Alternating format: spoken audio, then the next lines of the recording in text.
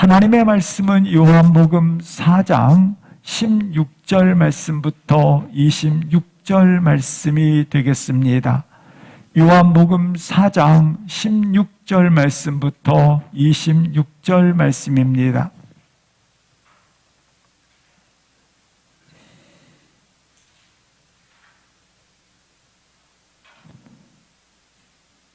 요한복음 4장 16절 말씀부터 26절 말씀까지 함께 합독을 하시겠습니다. 이르시되 가서 내 남편을 불러오라. 여자가 대답하여 이르되 나는 남편이 없나이다. 예수께서 이르시되 내가 남편이 없다 하는 말이 옳도다. 너에게 남편 5이 있었고 지금 있는 자도 내 남편이 아니니 내 말이 참되도다. 여자가 이르되 주여 내가 보니 선지자로소이다. 우리 조상들은 이 산에서 예배하였는데 당신들의 말은 예배할 곳이 예루살렘에 있다 하더이다. 예수께서 이르시되 여자여 내 말을 믿으라. 이 산에서도 말고 예루살렘에서도 말고 너희가 아버지께 예배할 때가 이르리라. 너희는 알지 못하는 것을 예배하고 우리는 아는 것을 예배하노니 이는 구원이 유대인에게서 남이라. 아버지께 참되게 예배하는 자들은 영과 진리로 예배할 때가 오나니 곧 이때라. 아버지께서는 자기에게 이렇게 예배하는 자들을 찾으시느니라. 하나님은 영이시니 예배하는 자나 영과 진리로 예배할지니라. 여자가 이르되 메시아 곧 그리스도라 하는 이가 오실 줄을 내가 아노니 그가 오시면 모든 것을 우리에게 알려주시리이다. 예수께서 이르시되 내게 말하는 내가 그라 하시니라. 아멘. 요한복음 3장에는 시대적 영향력을 가지고 있는 니고데모가 등장을 합니다. 그는 랍비이며 유대인의 과일이었다고 성경은 소개해주고 있습니다. 요한복음 4장에서는 사마리아 여성이 등장합니다. 마음의 상처를 가진 사람들로부터 사랑과 존경을 받지 못하는 한 여인이 등장을 하고 있습니다. 놀랍게도 3장과 4장 사이에 기록된 말씀을 보면 이들을 향한 메시지가 동등하게 기록되어져 있다고 하는 것입니다. 세상은 이와 같이 무시해도 되는 여인에 대해서는 기록을 하거나 또한 보도를 하거나 대화를 하거나 주목하거나 시선을 두지 않습니다. 세상은, 사회적 흐름은 자기 좋은 것에, 자기가 보기에 중요한 것에 시선을 두고 보도를 하고 집중을 합니다. 그러나 성경은 놀랍게도 동등하게 할애를 하고 있다고 하는 것입니다.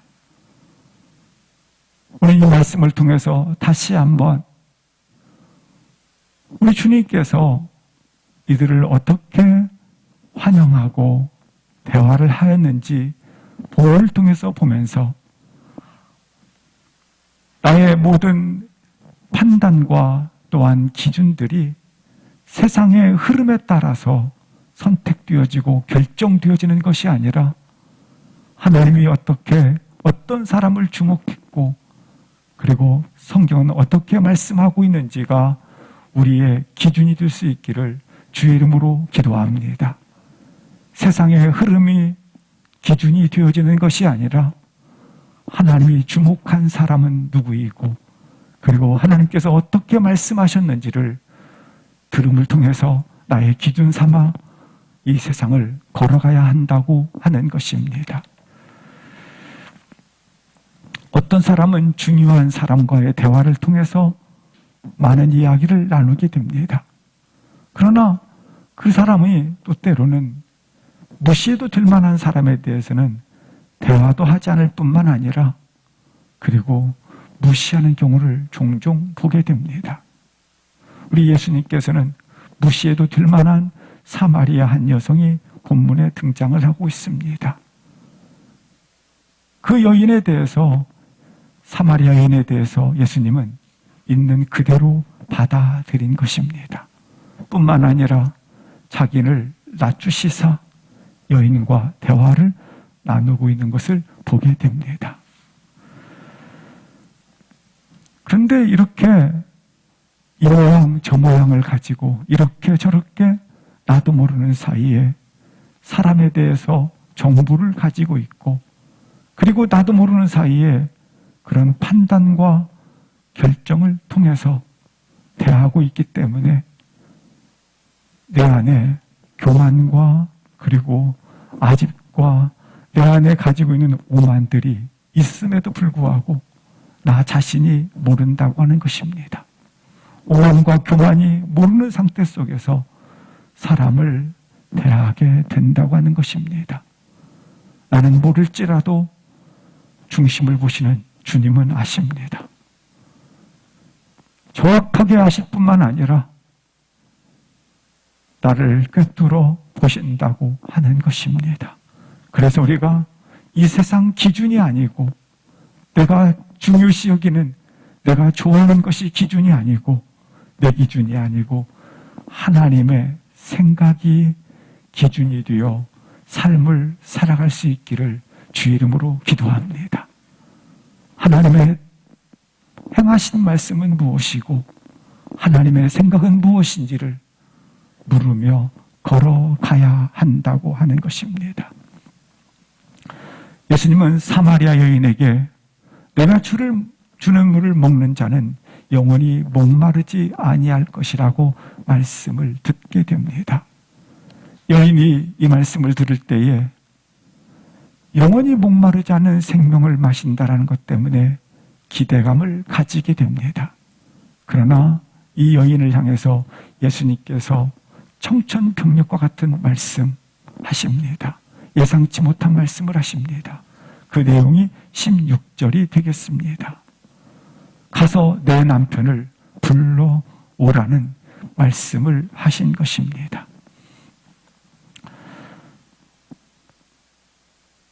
마음의 병을 가지고 있는 이 여인은 나는 이런 말을 해서도 안 되고 듣는다면 결코 자기의 자존심이 상하고 자기 모든 것들이 이 부분만은 꺼내놓고 싶지 않은 부분을 터뜨렸기 때문에 몸을 부르부르 떨 수밖에 없는 그 부분을 지금 주님이 말씀을 하셨다고 하는 것입니다. 지금까지 이 여인은 외적인 현상만 말했을 뿐입니다. 나는 목이 마르다, 나는 뭐하다 외적인 현상만 말했을 뿐이지 자기 내면에 깊이 담겨져 있는 이 마음의 병은 숨기고 있었다고 하는 것입니다. 제발 그 말만은 하지 말았으면 좋겠다는 것을 우리는 가지고 있습니다. 나도 이 여인처럼 내 남편을 불러오라는 마음의 병, 이 부분만은 건드리지 말았으면 좋겠다는 부분이 있습니다. 제발 그 말만은 하지 말아달라는 것입니다. 그런데 예수님께서 내 남편을 불러오라고 말씀을 하고 있는 것입니다. 그렇다면 왜 이 말씀을 예수님이 하셨을까요? 그렇습니다. 과거를 숨겨놓고 지내면, 과거를 묻어놓고 지내면 미래로 나아갈 수가 없는 것입니다. 과거를 가지고 살면 항상 제자리를 맴돌 수밖에 없는 것입니다. 올무에 걸려서 평생 이것으로 인하여 목마름의 인생이 된다고 하는 것입니다. 이 일로 인하여 올무에 걸린다고 하는 것입니다. 요한복음 5장 6절 말씀에 보면 중풍병자가 나옵니다. 내가 낫고자 하느냐? 8절 말씀에 보시면 들고 걸어가라고 주님이 말씀을 하십니다. 요한복음 3장에 나와 있는 니고데모의 영적인 갈등, 그리고 사마리아 여인의 목마름, 그리고 여기 육체의 질병을 안고 있는 중풍병자, 모두 이들은 하나님 앞에 서야 한다고 하는 것입니다. 신앙은 단독자로 서 있는 것입니다. 하나님 앞에 홀로 나의 문제를 가지고, 나의 과거의 올무들을 가지고 서 있어야 한다고 하는 것입니다. 꺼내놓고 싶지 않는 질병에 대해서 숨기고 싶고 영원히 가슴에 묻어두고 가고 싶은 질병을 꺼내놓아야 한다고 하는 것입니다. 사마리아인은 내면의 문제를 오늘 본문에서 꺼내놓고 있습니다. 내게는 남편이 없습니다. 내게는 남편이 없습니다. 이걸 꺼내놓고 주님 앞에 서 있어야 하는 것입니다. 신앙은 단독자로 서 있어야 합니다. 서 있어서 이처럼 나의 마음의 병을, 나의 육체의 병을, 나의 이와 같은 숨기고 싶은 올무들을 꺼내 놓아야 한다고 하는 것입니다. 꺼내 놓을 때 참된 예배가 이루어지는 것입니다. 고백을 할 때 치유가 일어나게 된다고 하는 것입니다. 여인은 남편을 데려오라는 말씀에 당황을 하게 되었고 놀라게 됩니다. 17절 말씀을 보시겠습니다. 여자가 대답을 합니다. 내게 남편이 없다. 그래서 주님께서 말씀하십니다. 내 말이 옳도다 말씀을 하십니다. 예수님께서 처음부터 이 여인을 향하여 남편을 데려오라 하였다면 아마 이 여인이 도망갈 수도 있을 것입니다. 그러나 오늘 이 여인은 예수님께 붙잡혀 있습니다. 사랑하는 성도 여러분, 내 문제를 가지고 주 앞에 왔을 때 숨기고 싶습니다. 도망치고 싶습니다. 꺼내놓고 싶지 않습니다. 그러나 오늘 본문에 보십시오. 여자는 주님과 대화를 계속하고 있습니다. 주님과 대화를 멈추지 않고 있는 것입니다. 오늘도 동시에 그렇습니다. 주님이 어느 날 나와 대화를 요청하기 위해서 내게 오실 때가 있습니다.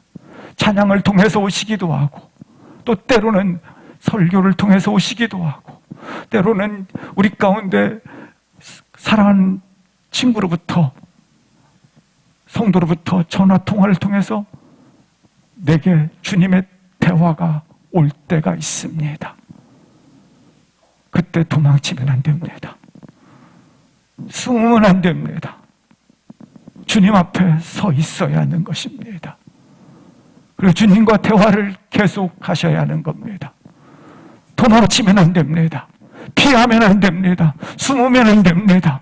주님과 대화를 계속해야 하는 것입니다. 주님, 내게는 중풍병이 있습니다. 내게는 마음의 병이 커서 절망에 빠져 있습니다. 내게는 영혼의 갈증으로 인하여 목이 마릅니다. 주님은 사랑의 하나님이십니다. 그래서 내 말이 옳도다. 다른 표현으로 말하면 그 여인의 고백을 받아들였다고 하는 것입니다. 그가 그대로를 격려하신다고 하는 것입니다.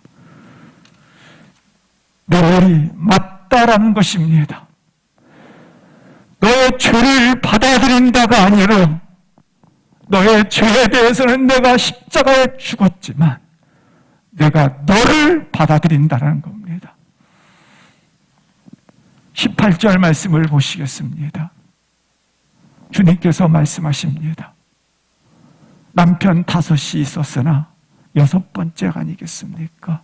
지금 있는 내 남편도 내 남편이 아니다 네가 말하는데 그 말이 참되도다. 남편 5이 있었다. 이 말은 전에 남편 5이 있었다라는 겁니다. 다른 표현을 말하면 사람은 누구든지 과거를 가진다고 하는 것입니다. 한 사람도 예외가 없습니다. 전에는 남편 5이 있었다. 사람은 누구든지 과거를 가지고 있다고 하는 것입니다. 하지만 사람들은 과거를 묻어둔 채 미래를 살고 싶어 합니다. 과거를 지나쳐서 미래를 살아보고 싶어 한다고 하는 것입니다. 그러나 과거를 묻어두면 그 과거는 나의 현재와 미래를 올무로 가두는 것입니다. 목마름으로, 갈증으로 나를 자유케 하지 못하는 갈증을, 목마름을 가지게 한다고 하는 것입니다. 예수님은 육체의 몸을 입으시고 하나님의 아들로 이 땅에 오셨습니다.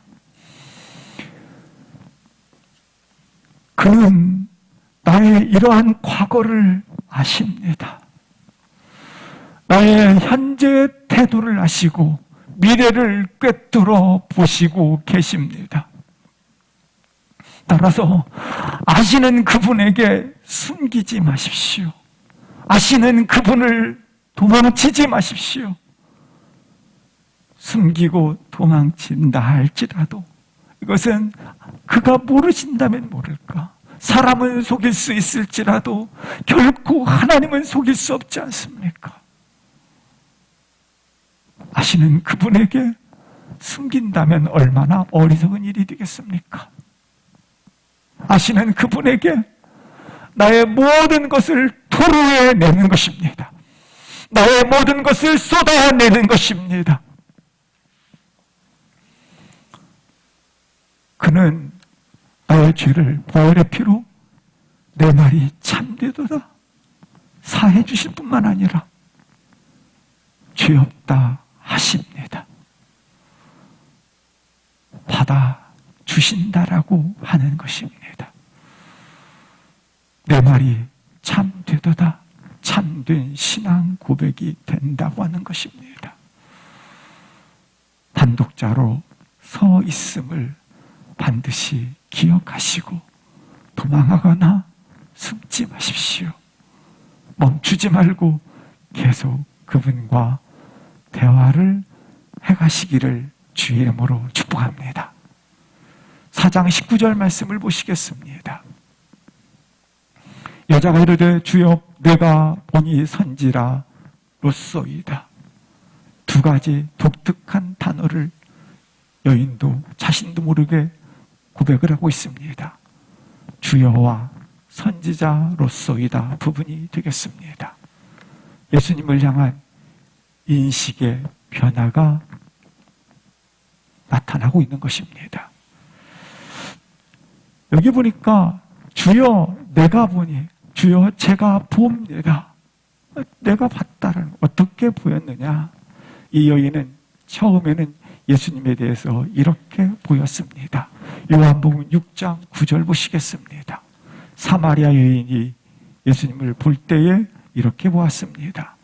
유대인이 사마리아인과 상종하지 아니하도다. 당신은 유대인입니다. 다른 표현으로 말하면 사마리아인을 그렇게 무시하고 미워하는 유대인의 남자로만 보았던 것입니다. 10절 보시겠습니다.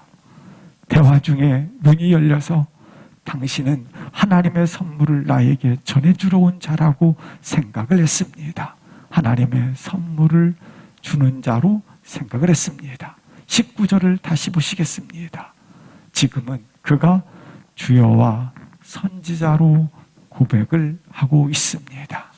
이 여인이 어떻게 이와 같은 인식의 변화를 가져왔을까? 먼저 4장 16절을 보여주시겠습니다. 처음에는 내 남편을 불러오라 할 때에 17절 보시겠습니다. 여인이 이렇게 대답합니다. 남편이 없나이다. 근데 남편이 없다 할 때에 예수님께서 18절에 이렇게 말씀을 하십니다. 남편 5이 있었으나 지금 내 남편이 아니다. 내 말이 옳도다 라고 분명하게 예수님은 이 여인의 모든 것을 알고 계셨던 것입니다. 알고 계신 주님 앞에 이 여인이 지금 19절 말씀을 통해서 주여 그리고 선지자로서라고 예수님에 대한 인식의 변화가 새로워지는 것을 볼 수 있습니다. 이때 주여라고 하는 것은 우리가 지금 부르는 주님을 의미하는 것은 아닙니다. 단지 당신은 최고로 존경받아야 마땅한 분입니다 라는 주여이고, 선지자로서라고 하는 것은 당신은 과거까지 다 보고 있는, 알고 있는 그러한 능력 있는 자입니다 라는 그러한 표현이 되겠습니다. 계속해서 보시겠습니다. 주제가 바뀌어지고 있습니다. 물에서 남편으로 주제가 바뀌어지고 있다고 하는 것입니다. 그렇다면 본문을 통해서 말씀을 하고 있는 내용은 무엇인가? 요한복음 2장 19절 말씀을 보시겠습니다. 이 성전을 헐라. 우리가 21절에 지난주에 보셨던 것처럼 이 성전은 예수님의 육체를 가리킴이라 말씀하지 않습니까? 그런데 이 성전이 헐러지리라. 그것은 바로 십자가에 죽게 될 것이다. 그리고 사흘 동안에 일으키리라. 부활을 가리킨다고 말씀을 드렸습니다. 따라서 이 성전을 헐라, 그리고 이 성전을 헐라와 일으키리라고 한 것은 바로 예수님을 가리킨다고 하는 것입니다. 너희들이 지금까지 율법으로 이 성전을 지킴을 통해서 메시아가 오심을 기다렸다. 따라서 이 성전은 오실 메시아에 대한, 메시아를 보내주신다고 그랬는데 그 메시아를 기다리는 그러한 예표로, 그러한 성전이라고 하는 것은 무형으로 이 성전이 주어졌다고 하는 것입니다. 그런데 이제 예수님이 지금 오심으로 말미암아 이 성전은 마침이 되었다라는 겁니다. 이제 이 성전은 여기까지 쓰임을 받았다고 하는 것입니다. 이 성전은 오시는 예수님에 대해서 예표하는 모형이 되었기 때문에 이제 예수님이 오셨다, 오신 주님이 오셨기 때문에, 성전의 주인으로 주님이 오셨기 때문에 율법에 주어졌던 이 성전은 여기까지 쓰임을 받았다, 마침이 되었다. 따라서 이 성전 척결 사건, 성전 정화 사건은 메시아가 오셨음을 선언하는 본문이 된다고 하는 것입니다. 두 번째입니다. 두 번째는 요한복음 4장 13절과 14절에 있는 내용이 되겠습니다.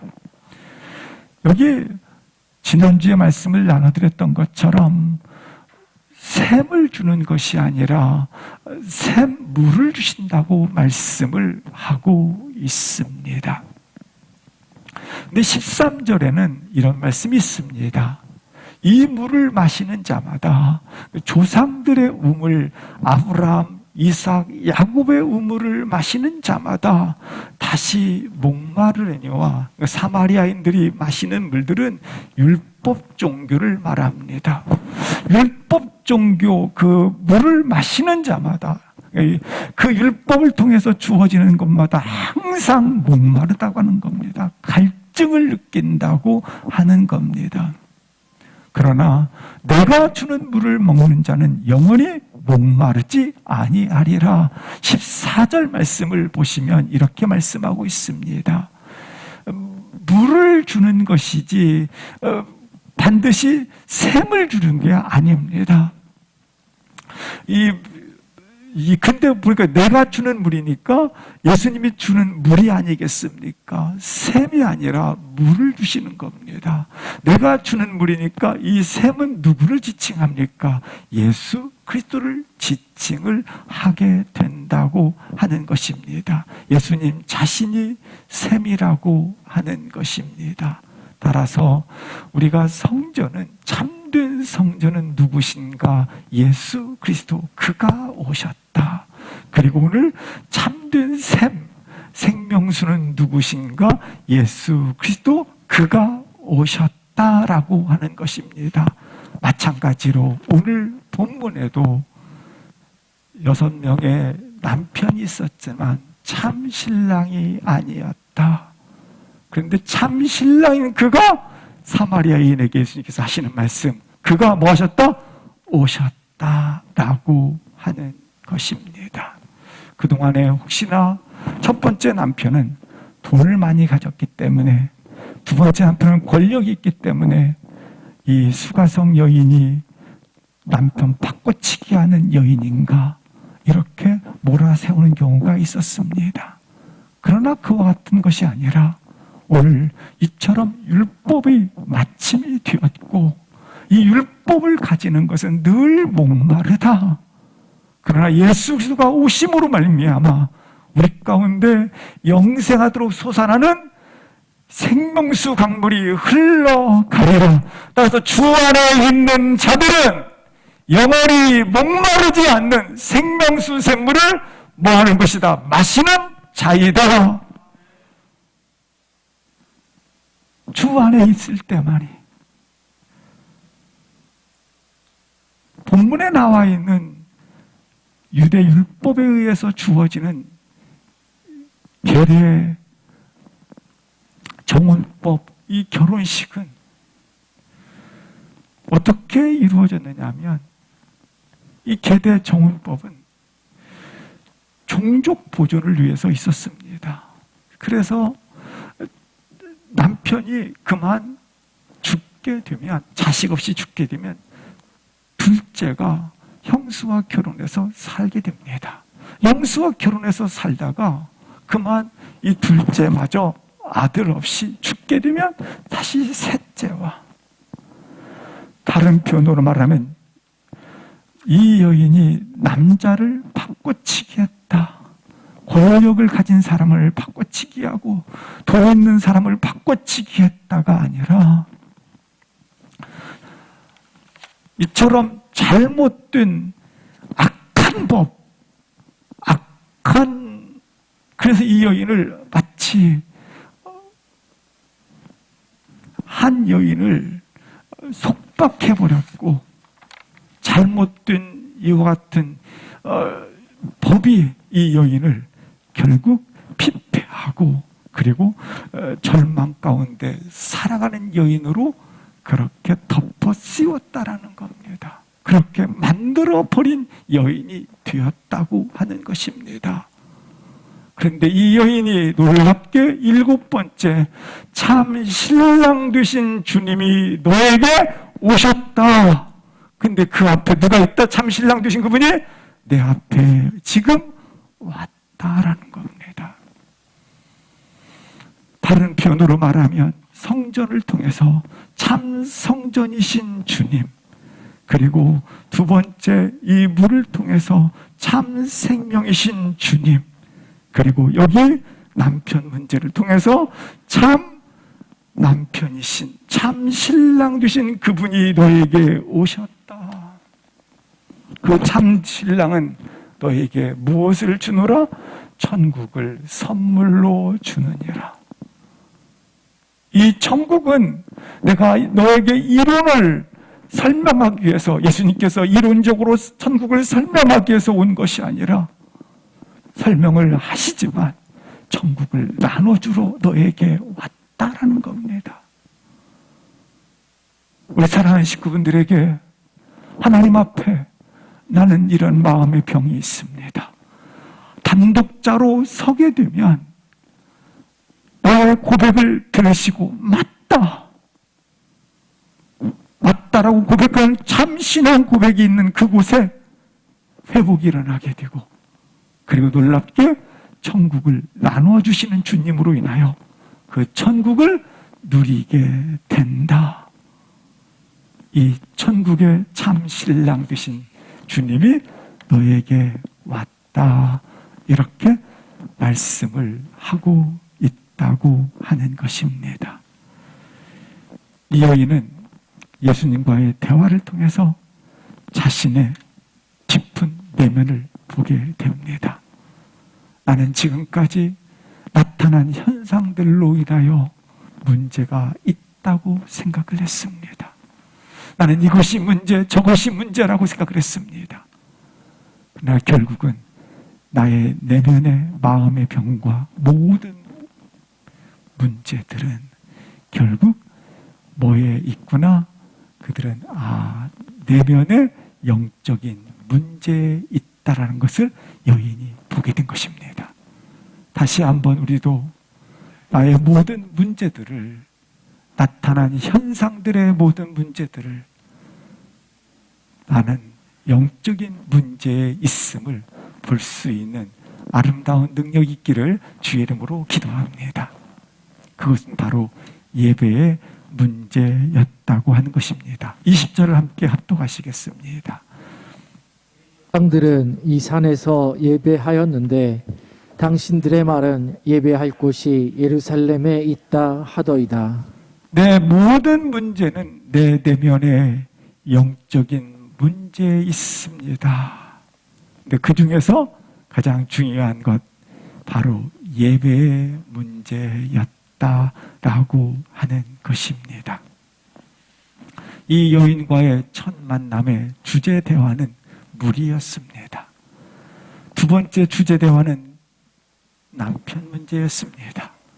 세 번째 주제는 영적인 문제를 대화를 하고 있습니다.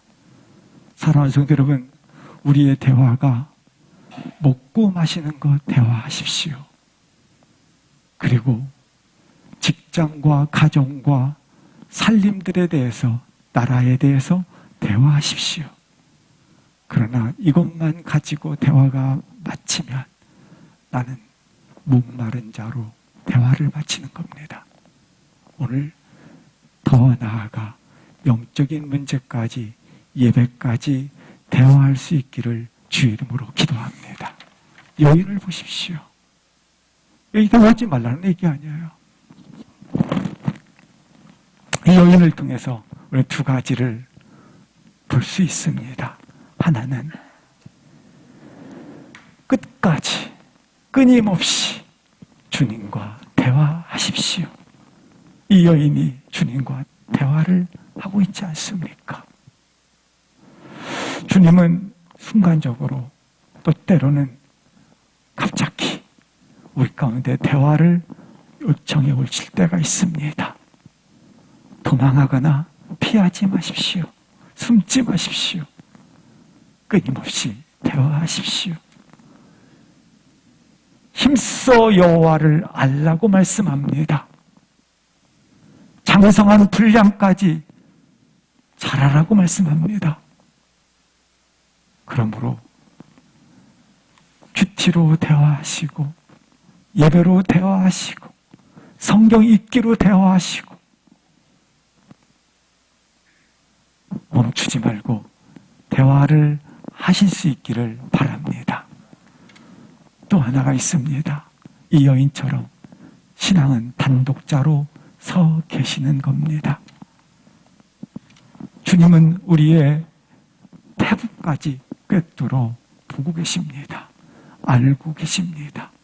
알고 계신 주님 앞에 가지고 나아가십시오. 히브리서 4장 13절 말씀에 이렇게 말씀하고 있습니다. 만물이 벌거벗은 것 같이 드러나느니라고 말씀하고 있습니다.